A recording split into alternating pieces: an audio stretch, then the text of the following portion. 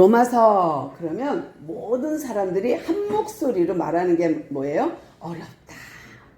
진짜 까다롭기도 하고 어렵기도 한 이유는 뭐냐면 교리이기 때문이에요. 스토리가 아니라 교리이기 때문에 이거를 잘 이제 우리가 이해하고 풀어가기가 쉽지는 않아요. 그렇다 할지라도 우리 하나님은 능력 있으니까 우리에게 깨달음으로 함께 하실 줄로 믿습니다. 아멘. 우리 이제 지난 시간에 8장 넘어오면서부터 아주 교리적인 근본적인 교리로 들어갔어요. 뭐냐? 1장에서 너희들 죄졌지?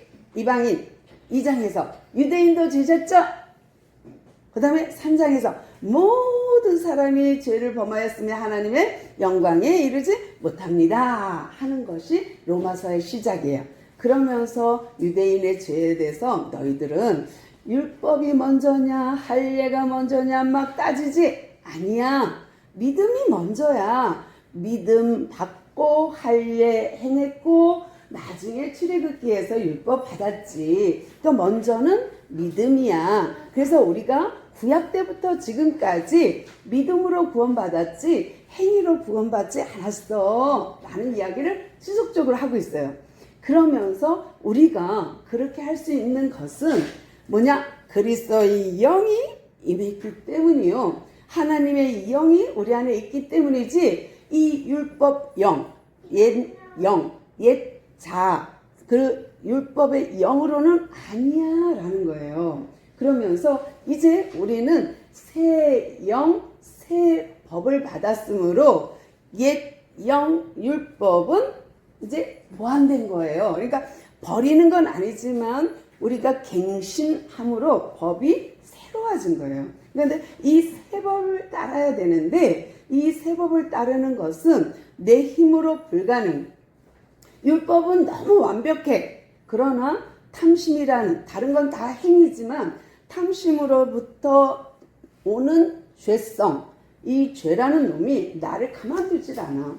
그래서 이 탐심이라는 놈을 가지고 우리를 속이고 넘어뜨리고 잡아뜨리면서 우리를 힘들게 하잖아. 근데 이 율법을 하나님께서 어떻게 해요? 이루게 할 율법의 요구를 이루게 하기 위해서 그리스도를 보냈어. 그러니까 우리가 그리스도를 믿으면 율법의 요구가 완전히 이루어져 라는 거예요. 근데 율법의 요구가 뭘까요? 그거는 의입니다. 그러니까 우리가 잘못했어. 그러면 양 잡아. 그러면 내가 의인이 되거든. 그러면 의로워. 근데 또 죄져. 그러면 또 양 잡아 의인돼. 이걸 반복하다 보니까 자꾸만 죄 주는 거예요. 이건 아닌데?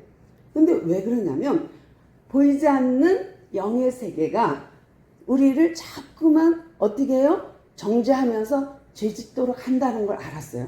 뭐냐? 우리 안에 계신 그 주님이, 그 예수님이 하나님이신데 오셔서 우리 안에 들어오셔서 그 일을 해주겠다는 거예요. 뭐냐? 너희들은 너희 힘으로 안 되지. 너희들이 올라오는 탐심, 너희들이 갖고 있는 그 욕심, 그 이기심, 이런 것들로 너희들 행위를 이기지 못하는 거 알잖아. 그러니까 내가 너한테 직접 가겠다 하고 하나님이 오셔서 성령으로 우리 안에 오셨어요. 그리고 우리 안에서 계속 기도해줘. 뭐라고 기도할까요? 하나님이 우리 안에서 성령으로 계시면서 뭐라고 기도할까요? 내가 행위로 넘어지는 거, 탐심으로 넘어지는 거, 욕심 부리고 도둑질하고 딴짓하게 하고 우상숭배하고 이런 모든 것들에게서부터 하나님이 우리를 위하여, 성령의 우리를 위하여 간구하시는 거예요. 그러니까 계속 우리 안에서 탄식하면서 우리를 간구해 주시는 거예요. 그러니까 하나님, 또 육신이 약하네요. 아이고, 너희들은 마음이 원이로되 육신이 약하구나 한 주님의 음성처럼 제자들에게 한 말이잖아요. 우리도 지금 계속 성령이 우리 안에서 뭐래요? 또 넘어지니 그러지 마라 하면서 하나님께 탄원해 주는 거예요. 약해서 그래요. 마음이 약해서 그래요. 너무 착해서 그래요. 얘는요. 그러면서 계속 우리를 뭐라 그럴까? 탄원해 주는 거예요.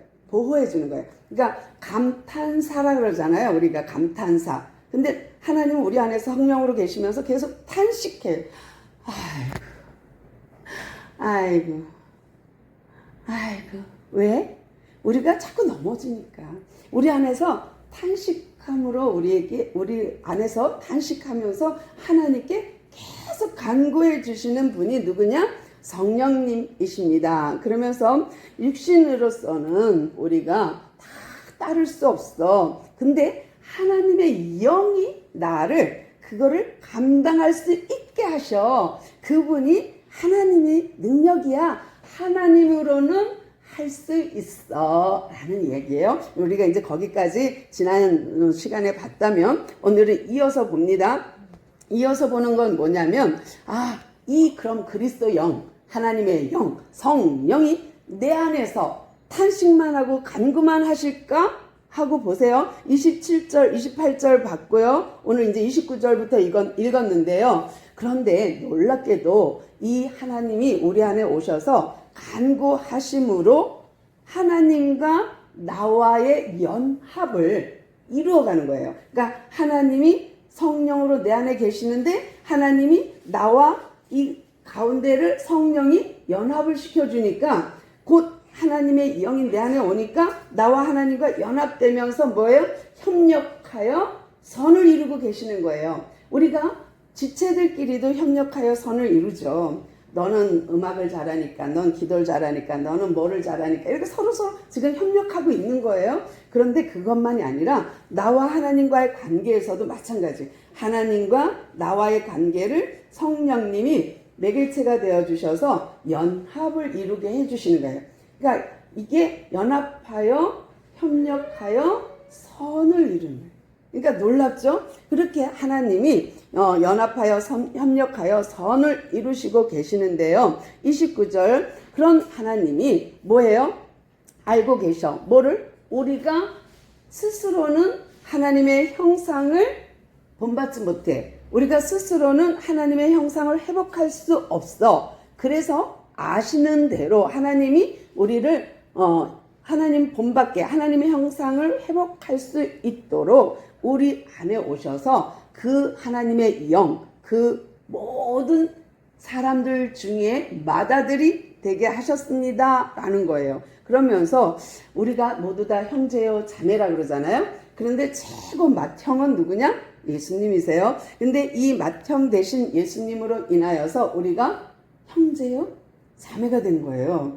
우리는 같은 김씨 이씨는 아니에요. 같은 성을 갖지는 않아요. 그런데 모르다 믿음으로 한 영으로 예수님 하나님 그 영 성령으로 우리는 하나 되었고요. 그 하나님의 우리는 자녀가 됩니다. 그러면서 우리에게 이제 길을 열어주셨어요. 뭐라고 말하는지 볼게요. 30절 봅니다.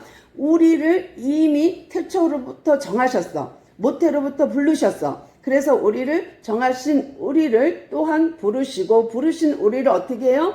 의롭다 칭해줬어요. 왜? 내가 예수님을 믿겠습니다 했더니 하나님은 너의 믿음이 너를 의롭다 여겨줄게 했어요. 의롭다 한 우리를 또한 어떻게 해요? 영화로운 단계까지 끌고 갑니다. 다시 설명하면 하나님 부르시고 의인으로 인쳐주시고 영화롭게 하는 단계까지 가는데 이 단계에서 우리를 견인해 가세요. 그러니까 레카차가 와서 차 고장 나면 끌고 가잖아요. 그걸 견인차라 그러잖아요. 견인한다 그러잖아요. 지금 우리도 마찬가지예요. 우리를 부르시고 의롭다 했는데 내가 자꾸 넘어져. 자꾸 육신에 속아. 욕심에 속아. 이익에 속아. 그러니까 어떻게? 나를 견인해 가시는 거예요. 어디까지? 영화로운 단계에 이르기까지. 그러니까 우리는 의롭다 칭함은 받았지만 영화로운 단계까지 가기에는 아직 시간이 걸려. 그 언제 영화로운 단계에 들어가요? 내가 죽을 때. 그러니까 내가 죽을 때까지 아직 시간이 좀 걸려. 그 사이에는 우리를 계속 견인해 가시는 거예요. 누가? 성령이 요 안에서 간구하심으로 성령이 요 안에서 탄식하시면서 우리를 끌고 가, 견인해 가. 그래서 우리를 인도해 가시는 거예요. 그래서 우리가 이 땅에 있지만 이미 구원 받았어요. 그런데 아직 구원의 완성은 아니라서 이 구원의 완성이 되기까지 하나님은 우리를 계속 견인해 가십니다. 영화로운 단계까지. 그러면서 어떻게 해요? 하나님 이 사랑을 어찌 내가 감당할까요? 하는 단계가 옵니다. 뭐냐면 내가 예수님을 믿기로 작정하고 성령이 내 안에 오시고 나를 견인해가는 이 과정을 생각해 보니 내가 한 게 아무것도 없어. 내가 할 수 있는 게 아무것도 없어. 근데 하나님은 일방적으로 나를 선택하시고 부르시고 의롭다 칭하시고 나를 견인해 가시는 그 과정이 다른 말로 바꾸면 나를 구원하신 그 하나님이 너무 고마운 거야. 누가 나를 위하여 죽어주겠어요? 누가 나를 위하여 간구해 주겠어요? 누가 나를 위하여 탄식해 주겠어요? 근데 그 하나님이 우리 안에 오셔서 계속 그 일을 감당하심으로 나를 자꾸 성화시켜 가는 거예요. 나를 자꾸 견인해 가는 거예요. 그러면서 나를 점점 더 거룩하게, 점점 더 정결한 신부가 되게, 점점 더 하나님의 백성으로 끌고 가시는 그 하나님의 사랑에서 누가 감히 그 사랑을 끊을 수 있겠느냐? 하나님이 날 사랑한다는데, 하나님이 내가 좋다는데, 하나님이 좋아서 날 선택해 줬다는데 누가 이것을 끊겠느냐? 절대로 하나님이 나를 사랑하는 그 사랑을 어느 누구도 끊을 수가 없습니다. 왜냐하면 그 하나님이 작정하신 거기 때문에, 하나님이 정하신 것을 누가 안 돼 할 수 있겠는가라는 거고, 그러면서 그 사랑이 우리 안에 있으니 정말 십자가에서 그 죽음으로 나를 사랑하신 걸 확증하셨기 때문에 나는 이제 하나님 거야. 형제요 자매야. 이제 하나님의 소속이야. 난 이제 하나님 거야. 그리고 하나님의 상속자야. 그런 나를 누가 그 사랑에서 끊을 수 있느냐? 아무도 못 끊는다라는 거예요. 그러면서 33절, 누가 능히 하나님께서 택하신 자 나를 고발하려, 누가 나를 의롭다 하신 그 하나님이 내가 좋다는데 누가 나를 정죄하려.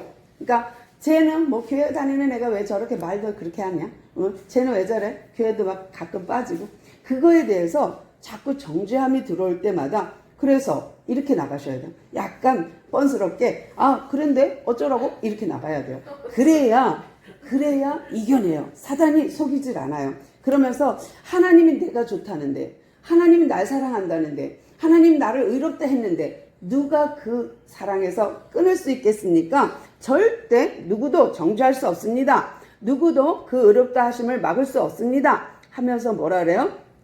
34절입니다. 다시 부활하신 그 하나님, 다시 사신 그가, 그리스도 예수가, 그가 하나님 우리 우편에 계시니 우리가 그 능력이 동등됨을 아는 거죠. 그러니까 누가 감히 하나님 우편에 서 있을 수 있어요? 예수님이니까 가능한 거잖아요. 그러니까 하나님의 동등하지만, 하나님과 동급이지만 동등됨을 취하지 않고 아들로 오신 그 사람이, 그 하나님이, 그 예수님이 내 안에 계시니까 나를 어떻게 해요? 견인해 가고, 나를 끌고 가고, 인도해 가고, 나를 갖다가 성화시켜 가면서 내 거야, 내 거. 내 거라니까. 내가 내 영이 그 안에 있잖아. 걔는 내 거야. 이러기 때문에 전혀 어느 누구도 우리에게서 그 사랑을 끊을 수 없습니다. 라는 거예요. 그러면서 그 예수님조차도 우리를 위하여 하나님 옆에서 간구하고 계신대요. 그럼 내 안에 성령님이 간구하셔. 하나님 보좌 우편에서 또 하나님께 간구해 주죠. 쟤는요 내가 있어요. 쟤는요 내 자녀예요. 이렇게 하면 누가 그걸 갖다가 막을 수 있겠습니까? 라는 거예요. 35절, 누가 우리를 그리스도의 사랑 안에서 끊으리요? 환난, 곤고, 박해, 기근, 적신, 이건 적신은 벌거벗음이에요. 위험, 칼, 7개가 공격을 해. 환난이 나를 공격하고, 곤고함이 공격하고, 박해가 나를 공격하고, 기근이 오고, 적신이 와도, 위험, 칼이 와도 누가 그 그리스도의 사랑에서 끊을까? 절대 못해. 그런데 이것이 나 바울의 이론이 아닙니다예요. 그러니까 지난번 4장에서도 계속 구약을 들어서 설명했듯이 지금 바울이 이렇게 말하잖아요. 우리는 이제 하나님의 영이 왔기 때문에 우리는 그의 자녀로 상속권이 있고 우리를 계속 견인해 가시고 그 성령님이 우리를 위하여 간구하고 계십니다 하는 이 말이 내 이론이 아닙니다. 이건 내 말이 아닙니다. 바울의 이론이 아닙니다. 이거는 구약에 근거된 말입니다 라는 거예요. 기록된 바. 그러면서 뭐를 말해요? 시편 44편 22절과 이사야 53장 6절 7절을 통하여서 메시아 예언, 메시아 어린 양 예수에 대한 예언대로 그분이 오셨고, 그 예언대로 어린 양으로 죽으셨고, 그 어린 양으로 고난을 받아 줌으로 우리가 이 모든 환난, 곤고, 위험, 칼, 박해 이런 데서 우리가 해방된 겁니다. 그가 십자가에 찔리고 죽임을 당함으로 이 모든 것을 다 그분이 담당하셨습니다. 그러므로 우리와 상관이 없어요 라는 거예요. 그러면서 뭐라 그래요? 37, 38 쭉 보면서 그러나 이 모든 일에 우리가 사랑하시는 그 예수님으로 말미암아 우리가 넉넉히 이깁니다 라는 거예요. 그러면 환난, 핍박, 공고, 박해, 적신, 칼 이런 거에서 내가 어떻게 이겨?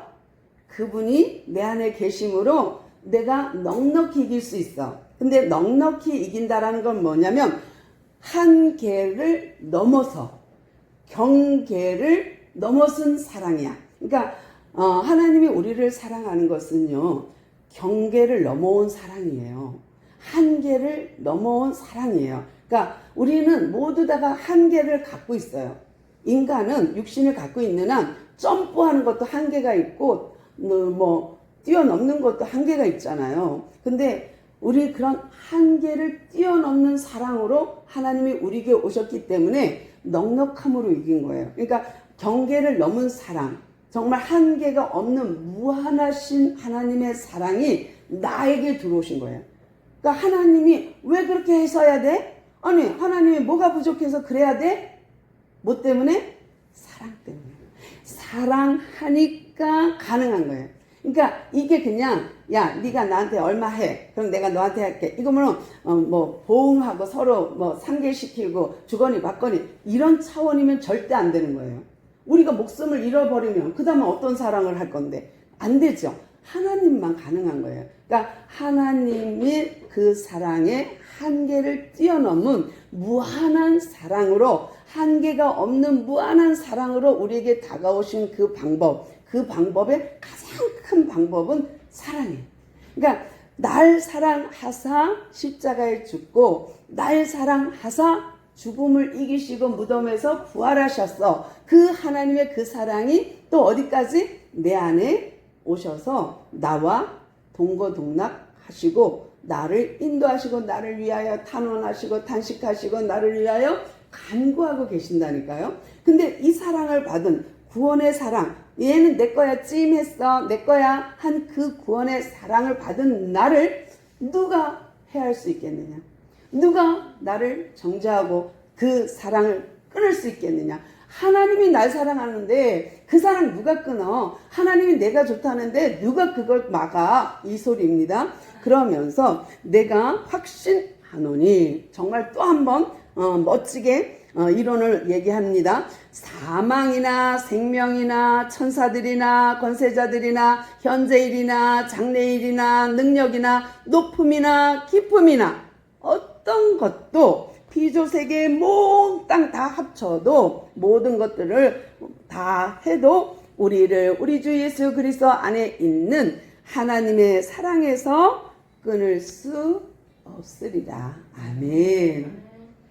우리는 하나님의 사랑을 입은 자로 선포합니다.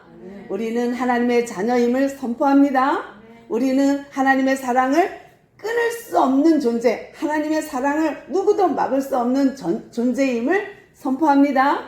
아멘. 기도하겠습니다. 주님 감사합니다. 오늘도 우리에게 귀하게 말씀해 주셔서 정말 감사합니다. 이것이 바울의 논리가 아니요 바울의 말이 아니요 하나님의 말씀이심을 믿습니다. 또한 구약에서부터 지금까지 예언한 대로 구약에서부터 지금까지 증명한 대로 성취되었음을 믿습니다. 이제 마지막 한 가지 주님 오시는 거 재림만이 남겨두고 있사오니 주님 우리가 주님 재림할 때까지 또는 내가 주님 앞에 설 때까지 주님, 우리 그 사랑 받고 나가는 귀한 자녀의 권세를 누리게 하옵소서. 주님의 사랑을 아무도 끊을 자 없음에 감사드립니다. 주님, 그 사랑 받았사오니 이제 그 사랑으로 우리가 살게 하옵소서. 함께 하시니 감사하며 예수님의 이름으로 간절히 기도드려옵나이다.